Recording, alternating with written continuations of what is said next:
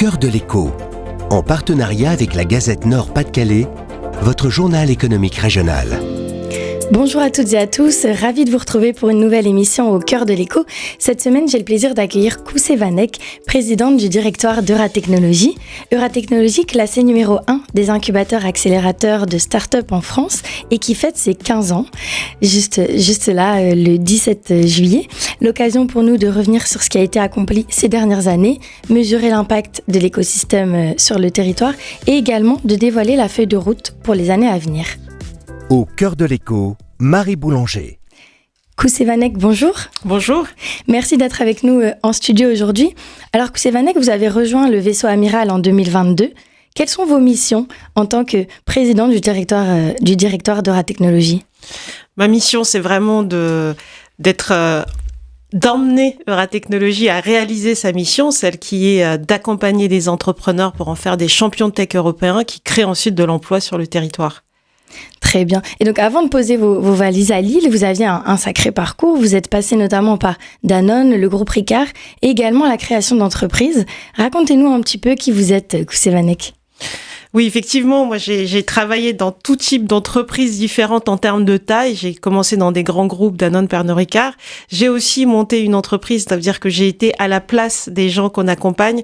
Et c'est vrai que pour comprendre un entrepreneur, ça compte. Et puis ensuite, j'ai aussi travaillé en tant que salarié dans des groupes avec vraiment un esprit entrepreneurial parce que après avoir monté une entreprise, à chaque fois, j'ai travaillé comme si c'était mon entreprise.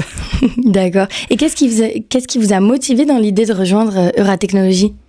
En fait, Euratechnologie, c'est un projet absolument extraordinaire. Il est né donc il y a 15 ans, poussé par Pierre de Saint-Ignon et Martine Aubry.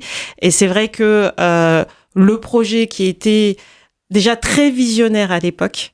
Il y a en 2009. Voilà, en 2009, extrêmement visionnaire. Moi, j'avais monté ma start-up en 2008 et c'était vraiment les prémices en France d'un phénomène. Donc voilà, il y avait quelque chose de très visionnaire.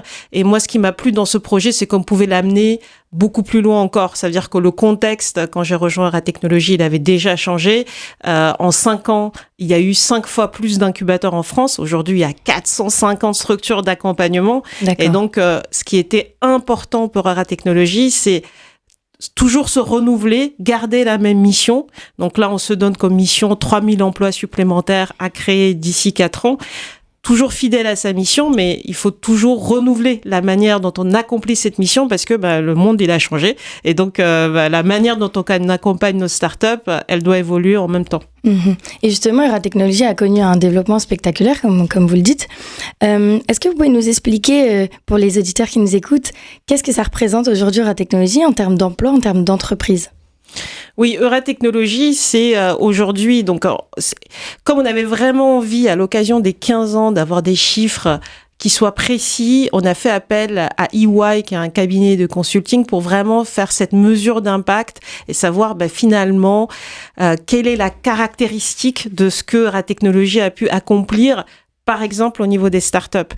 Parce que moi, concrètement, très souvent, la question qu'on me le pose, c'est est-ce que vous avez fait des licornes ? Alors, les licornes, c'est celles qui atteignent 1 milliard de valorisation. Donc, c'est vraiment... Comme Exotech, par exemple. Comme Exotech ou OVH Cloud. Et en fait, Euratechnologie, les startups, elles visent pas la lune, elles visent le ciel. Et la grande leçon de l'étude, c'est que les startups qui ont été créées par Euratechnologie, il y en a près de 500 qui ont été créées, c'est qu'elles sont extrêmement résilientes. C'est ça, le taux de survie, vous l'avez, le taux de survie ? Voilà, le taux de survie, il est extraordinaire. Ça veut dire qu'à 3 ans, il est de 91%. La moyenne nationale, elle est à 70%. Donc, très concrètement, si aujourd'hui, en France, vous avez envie de créer une start-up, je vous recommande, si vous voulez vous donner plus de chances de réussir, de venir la créer à Euratechnologie, parce que vous avez plus de chances d'en faire une start-up qui survit et qui continue de se développer. Et ensuite, ce qu'on voit, c'est qu'à 10 ans, près de 7 startups sur 10 sont toujours en vie, sont toujours créatrices d'emplois. Donc non, pas des licornes, mais on a fait de magnifiques entreprises qui ont créé des emplois. Et ça, je pense que c'est très fidèle à la vision de départ. Et c'est une vraie réussite. Mmh. Créatrice d'emplois et résiliente. Résiliente, exactement. Et justement, qui sont-elles ces startups ? Dans quel secteur d'activité elles opèrent ? Alors justement, comme le modèle de Ratechnologie, il a fait ses preuves sur Lille. En fait, on a vraiment essaimé le modèle. Donc à Lille, aujourd'hui, nous avons des activités autour de la tech pour l'éducation, pour les ressources humaines, parce que aussi Lille, c'est la ville étudiante, une des plus grandes villes étudiantes de France. C'est aussi là où nous avons la FinTech, parce que nous sommes soutenus par toutes les banques du territoire. Et c'est là aussi que nous avons la filière cybersécurité. En plein essor. En plein essor, très important. Et justement, nous sommes aussi l'opérateur du campus cyber Hauts-de-France Lille Métropole.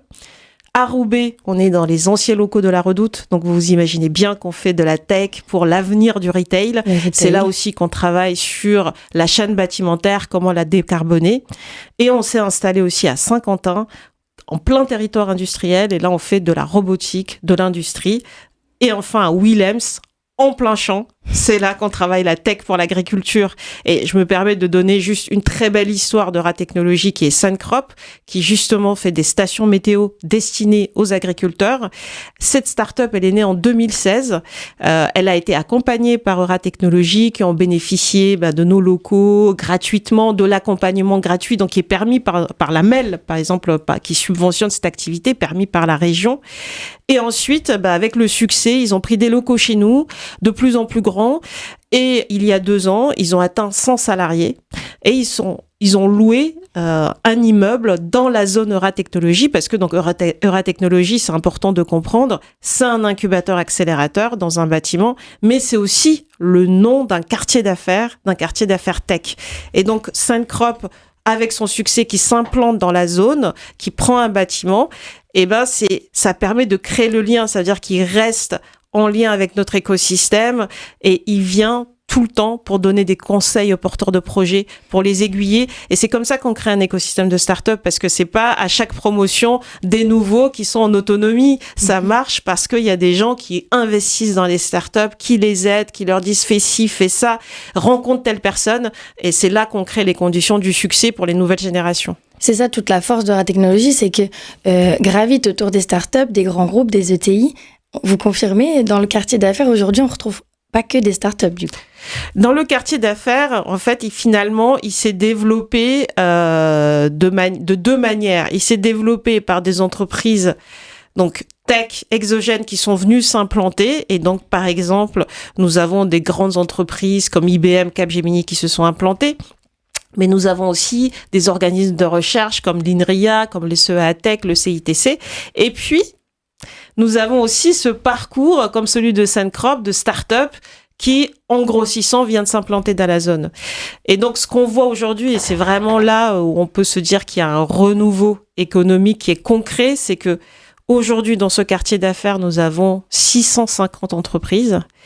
C'est plus de 80% d'entre elles n'existaient pas il y a 10 ans. Donc, c'est vraiment nouveau. Elles sont là. Et c'est dans des entreprises qui sont évidemment liées à la tech. Mais aussi, nous avons des organismes de formation, comme le Wagon, tout ce qui est lié au numérique. De plus en plus d'écoles, exactement. De plus en plus d'écoles. On a 12 écoles qui sont implantées. Et nous avons aussi beaucoup de structures associatives qui travaillent avec les publics éloignés de l'emploi pour les emmener à se reconvertir dans le numérique. D'accord, donc grand groupe, start-up, laboratoire, école, finalement, le quartier est en pleine métamorphose. Est-ce que vous pouvez nous rappeler justement à l'occasion des 15 ans, à quoi ressemblait le quartier des Bois Blancs avant Euratechnologie ? Le quartier des Bois Blancs avant Euratechnologie, ça veut dire que les usines de filature qui étaient le Blanc-Lafont, finalement nées à la fin du 19e siècle, elles ont atteint leur apogée en termes de création d'emplois, donc avec 2500 emplois dans les années 50. Et en fait, avec la désindustrialisation, elles ont fermé leurs portes en 89. Et donc voilà, c'est là que finalement, on était sur une friche industrielle pendant presque 20 ans. Une friche industrielle, on voit les photos, c'est saisissant. Et évidemment, l'avenir du quartier était loin d'être assuré à cette époque-là. Et donc, c'est là où il a fallu un vrai projet d'aménagement et de se dire, finalement, l'ambition à l'époque de la ville de Lille, de la MEL et de la région Hauts-de-France aussi, c'est de se dire, ce quartier-là, on va l'aménager. C'est la taille de 9 stades de France. D'accord, autant. Qui a été aménagé. On ne se rend pas compte quand on y est. Voilà, c'est énorme. Et ils se sont dit aussi, Et c'était précurseur aussi à l'époque, je tiens à le souligner, de se dire on va le faire dans les plus hautes qualités environnementales de l'époque. On va le faire dans le respect de l'eau. Martine Aubry parlait à l'époque de ville-jardin. Et donc, au final, la biodiversité, la préservation prend sa place dans ce projet. Alors, c'était à l'époque. Aujourd'hui, la deuxième partie d'aménagement, elle met encore plus de place au végétal, évidemment, à la biodiversité que le projet antérieur. Mais si on se replace dans le contexte, c'était vraiment très visionnaire et très dans la préservation. D'accord. Et il y a également un impact sur tout ce qui est commerce, immobilier, services, restauration. On sent vraiment que le quartier est devenu dynamique. Oui, ce qu'on dénombre, c'est qu'il y a eu 25% d'habitants en plus dans le quartier. Donc, il y a eu une vraie attractivité. Le prix de l'immobilier a grimpé de 50% en 10 ans. Donc, évidemment, on peut le voir positivement et négativement, mais en tout cas, il démontre que l'attractivité est là. Elle a fait venir les habitants. Les commerces, les restaurants aujourd'hui, ils sont là. Donc, il y a une vraie vie de quartier le soir. C'est ça, exactement. Et ça, je le vois, moi, qui suis là depuis 2022, c'est que ça a encore changé. Les gens restent le soir, ils prennent des pots, il y a on sent que ça s'anime et que ce n'est pas un quartier où on vient juste travailler parce que les usages ont été pensés comme mixtes. Et donc, au-delà des 30 000 mètres carrés de bureaux, il y a aussi 7 000 logements. Donc, 17 000 logements, c'est très important. D'accord. Je voulais justement revenir sur 2022, donc l'année où vous avez pris la tête d'Euratechnologie. C'est une année qui a été marquée justement par la levée de fonds record historique de 24 millions d'euros avec l'entrée au capital de l'AMF, donc l'Association familiale Mullier et Entreprises et Cités. Est-ce qu'on peut dire que 2022 a été un tournant pour Euratechnologie ? 2022 a été un tournant pour Euratechnologie parce que justement, je pense que ça démontre que les grandes forces économiques et publiques savent travailler ensemble, ont envie d'avoir un impact sur le territoire et ils savent que par rapport au succès qu'est déjà Euratechnologie au bout de 5-15 ans, ils savent qu'on peut aller encore plus loin, ils ont envie d'aider, ils ont envie de contribuer à faire en sorte que au-delà de créer des champions, qu'ils viennent en fait transformer concrètement la vie économique des entreprises et des gens sur le territoire. Donc ça passe évidemment par l'international, mais l'impact, il doit être territorial. Au cœur de l'écho, en partenariat avec la Gazette Nord-Pas-de-Calais, votre journal économique régional. Et justement, donc l'année qui a suivi 2023, vous disiez en janvier dernier lors des vœux d'Euratechnologie que ça avait été une année assez exceptionnelle. À quel niveau, dans quelle mesure ? En fait, ce qui a été super en 2023, c'est qu'on a vraiment retrouvé une attractivité. Le Covid, évidemment, n'a pas été un moment simple. Donc, on a eu quelques temps troublés suite au Covid. Et en fait, on a eu un nombre record de startups créées, un nombre record de porteurs de projets qui sont venus avec l'envie de créer des entreprises. Donc, pour nous, 2023, c'est à la fois notre activité cœur d'accompagnement des entreprises où on a surperformé par rapport à l'historique, et puis aussi c'était une année marquante parce que le lancement du campus cyber Hauts-de-France Lille Métropole, c'est un événement majeur. Ça nous permet d'œuvrer à la résilience du territoire parce que c'est bien beau de créer de l'emploi, mais si ensuite il est détruit parce qu'une entreprise se fait attaquer au moment d'une crise cyber et qu'elle est obligée de fermer parce que elle n'a pas été préparée, parce qu'elle n'a pas les reins assez solides pour faire toute la rémédiation, etc. On y perd. Donc nous, c'est dans notre mission aussi, c'est dans une vraie continuité de mission, j'ai envie de dire. Est-ce que vous pouvez nous rappeler en quelques mots ce qu'est le campus cyber et on sait l'importance aujourd'hui de la cyber, du fait d'être accompagné justement sur ce secteur pour les entreprises? Oui, aujourd'hui, en fait, le campus cyber, il s'adresse en fait à toutes les cibles.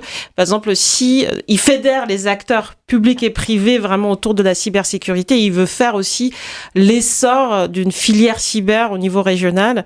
Et donc, ce qu'on fait, c'est que les entreprises, les PME, on les aide en fait sur toute la partie sensibilisation des collaborateurs. Donc, ce qui est un point super important.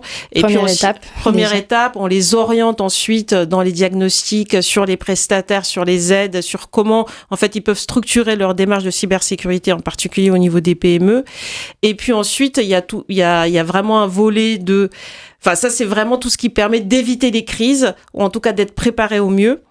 Nous avons le CCERT qui est opéré par le CITC. Donc ça, c'est vraiment, il y a une crise cyber, il y a un numéro, il y a un numéro d'appel pour se dire, j'ai une crise, comment je fais, quelles sont les démarches, etc. Et puis la partie post-crise, comment on les accompagne, avec quels prestataires et comment on met en place une infrastructure cyber résiliente. Donc, on est là sur toutes ces étapes-là pour revenir à la préparation de crise cyber. Une des chances formidables qu'on a eues, c'est d'avoir un équipement qui est le Cyber Range, qui est un équipement reconnu technologique. à l'échelle internationale aujourd'hui. Absolument. Et donc, c'est un équipement vraiment avant-gardiste qui permet de virtualiser en fait les univers. Et ça permet très concrètement de faire des simulations de gestion de crise. Et donc aujourd'hui, un COMEX, une entreprise peut se préparer à une crise cyber pour éviter cet état de sidération quand elle arrive, pour se dire ensemble quelles sont les étapes, comment je ferais, se projeter. Et quand on a fait cet exercice, on est déjà plus prêt que si on ne l'avait pas fait. Et donc voilà, sur toute cette partie-là, il faut contacter et le campus cyber est vraiment ouvert au dialogue avec les PME, les grands groupes, les entreprises cyber, mais aussi les organismes de formation. Et justement, sur cet équipement de pointe, il y a également des équipes internationales qui viennent tester. Il y a des équipes internationales. Dans le campus cyber, nous avons aussi la direction, le centre de formation de la direction de la gendarmerie nationale, donc formation à la cyber. Et donc, globalement, on a aussi la chance de partager cet équipement avec eux, et ils reçoivent des délégations de toutes parts pour découvrir et utiliser à la fois l'équipement et puis comprendre comment est-ce que en France on travaille ces dimensions. D'accord. L'année 2024 a commencé sur la même cadence que 2023 ou est-ce que c'est plus compliqué au vu du contexte ? Alors 2024 commence de manière, j'ai envie de dire, compliquée pour les startups parce que les levées de fonds pour l'instant en early stage, c'est-à-dire pour celles qui sont toutes jeunes et qui démarrent une activité, qui vont lever 1 million d'euros par exemple, ces levées de fonds se font vraiment de manière très difficile. Ça veut dire que l'année dernière, elles ont levé dans notre écosystème 43 millions d'euros. Année record ? Non, c'était vraiment déjà une baisse par rapport à l'année précédente. On était à 75 millions, mais c'est très lié au marché. Enfin, on était fidèle finalement à un marché national des levées de fonds qui se passait moins bien sur la partie jeunes pousses. Et cette année, il y a eu 6 millions d'euros de levée en 6 mois, donc c'est très peu. Donc ça veut dire que les entreprises et les startups doivent vraiment gagner des clients le plus vite possible. Et en parallèle, les entreprises sont quand même dans l'attentisme. Donc voilà, elles sont dans une situation où elles doivent dépenser encore plus d'énergie, si cela est possible, pour concrétiser leur projet. Et donc on les aide au maximum de ce que l'on peut dans ce projet. J'aimerais maintenant évoquer l'aspect social rapidement. Après un précédent mandat justement traversé par les turbulences, est-ce que le climat social s'est apaisé depuis votre arrivée ? Oui, le climat social, il s'est apaisé. On est aujourd'hui une très jolie équipe qui a vraiment une mission commune. Ça veut dire qu'on a pu se concentrer sur vraiment notre cœur de métier, c'est-à-dire les startups, leur succès. Et donc aujourd'hui, l'équipe s'est soudée par cette mission et par le fait d'être capable de s'y consacrer. Donc je pense que un des enjeux, ça avait été de remplumer l'équipe qui s'était un peu qui était pas à la taille nécessaire pour bien faire notre métier. Et on est très récompensé. Ça veut dire qu'aujourd'hui, on est dans un cercle vertueux, dans le sens où les entrepreneurs, quand on leur demande s'ils sont bien accompagnés, ils nous disent oui. Et donc, c'est valorisant et ça crée un cercle vertueux avec les équipes. Et justement, vous faites bien de parler de ça parce qu'en avril dernier, il y a la plateforme EuraHelp qui est sortie. Est-ce que vous pouvez nous en dire un petit peu plus ? Oui, absolument. EuraHelp, ça fait réponse exactement à ce que je vous disais sur un contexte qui est difficile. Et c'est vrai que ce qui est très important pour les entreprises, c'est d'être le plus en amont possible de ce qu'on appelle le mur du cash, c'est-à-dire quand il y a plus d'argent à dépenser, et donc on doit mettre la clé sous la porte, là il y a plus de solution, voilà, l'entreprise elle ferme. Mais il y a tout un moment avant où il y a encore des actions qui sont possibles, et donc EuraHelp s'est constitué sur un collectif d'entrepreneurs qui sont pour la plupart des anciens d'Eura Technologies. Ils sont là depuis les débuts. Qui sont là depuis les débuts, et donc leur principe c'est de dire voilà, on fait quelque chose qui est très confidentiel. Un entrepreneur qui se sent en difficulté, généralement il a du mal à l'assumer. C'est un peu tabou justement le fait de ne pas réussir. C'est tabou, et puis aussi parce qu'on doit, tant qu'on se bat, il faut donner l'image que ça va, parce qu'on doit gagner des contrats. Enfin voilà, si on montre que ça va pas, on a moins de chances de réussir et de gagner des contrats. Donc, c'est qu'il y a un moment où c'est important de séparer les sujets. Et donc, c'est des personnes, quand ils sont en difficulté, qui doivent trouver une écoute attentive. Donc, nous, on les aide sur des éléments très concrets et ils viennent nous voir. Et EuraHelp les aide aussi sur une dimension globale, que ce soit psychologique, mais aussi d'activation, en particulier avec la région Hauts-de-France, qui est très vigilante sur comment est-ce qu'elle peut aider ces entrepreneurs. D'accord. Quels sont justement les grands chantiers à venir?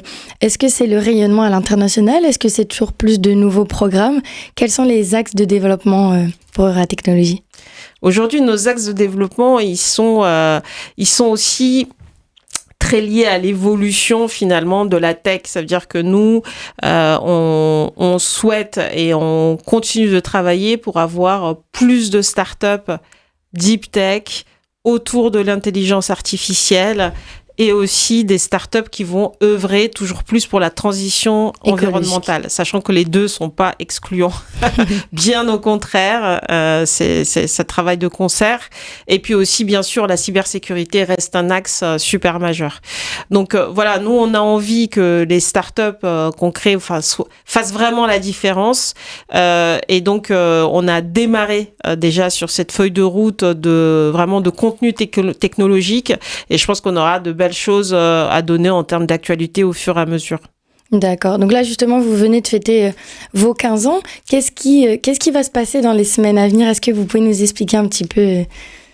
Oui, en fait, ce qu'on s'est dit collectivement dans l'équipe, c'est que finalement, Euratech, c'est une histoire, mais incroyable, mais vraiment incroyable, entre cette filature, cette friche industrielle pour au final finir en cité de la tech. Et on s'est dit, mais comment est-ce qu'on peut faire découvrir plus largement cette histoire et pas avec que des chiffres. C'est important les chiffres, mais au final, dans le cœur... Ça ne se résume pas qu'aux chiffres. Voilà, ça ne se résume pas qu'aux chiffres. Et donc, ce qu'on a fait, c'est que on ouvre en fait un spectacle vidéo mapping complètement immersif qui va être ouvert au grand public et donc qui a lieu là jusqu'au 18 juillet. C'est ouvert, c'est gratuit. C'est de 10h à 20h, week-end compris. Donc, venez. Et l'idée est venue de Las Vegas et du Dôme de Las Vegas où les gens du monde entier viennent le visiter et assister à ces spectacles immersifs. Et donc, avec des artistes, on a retracé l'histoire d'Euratechnologies. Et quand on est sous le dôme, c'est impressionnant. On l'a pensé vraiment pour que les enfants, comme les adultes, ils trouvent à la fois une dimension super ludique et impressionnante, et à la fois, et quand même quelques éléments de l'histoire d'Euratech et comprennent comment est-ce qu'on a métamorphosé ce quartier, ces industries. En fait, c'est un peu l'histoire des transformations. En tout cas, vous nous donnez envie d'y aller. Et dans le cadre des Jeux Olympiques, est-ce qu'il y a quelque chose également qui est fait pour les 15 ans ou pas du tout? En fait, pour les 15 ans, on avait aussi envie pour tout ce quartier d'affaires qui se côtoient, mais qui tout le monde ne se connaît pas, évidemment. On est très nombreux. On s'est dit, on a envie de les réunir le 27 juin. Donc, on a fait des grands jeux olympiques, en tout cas sportifs, pour les rassembler, du canoë-kayak sur la Deule, du football, des courses de vélo, et puis des jeux d'antan, enfin des choses très simples, mais vraiment pour rassembler les gens, leur donner envie de créer des projets ensemble, parce que pour créer des projets ensemble, des projets de transition, des projets de mobilité qui vont nous permettre plus tard de réduire l'empreinte carbone, par exemple, du quartier, ça commence par le fait que les gens se connaissent bien et ont envie de bosser ensemble. Et donc c'est une grande fête qu'on fait le 27 qu'on a fait le 27 juin. D'accord. Écoutez, c'est déjà la fin de notre rendez-vous au cœur de l'écho. Un grand merci Koussé Vanek pour cet échange. On vous souhaite encore de belles années à la tête d'Euratechnologie et amis auditeurs, on se retrouve bientôt pour une nouvelle émission au cœur de l'écho.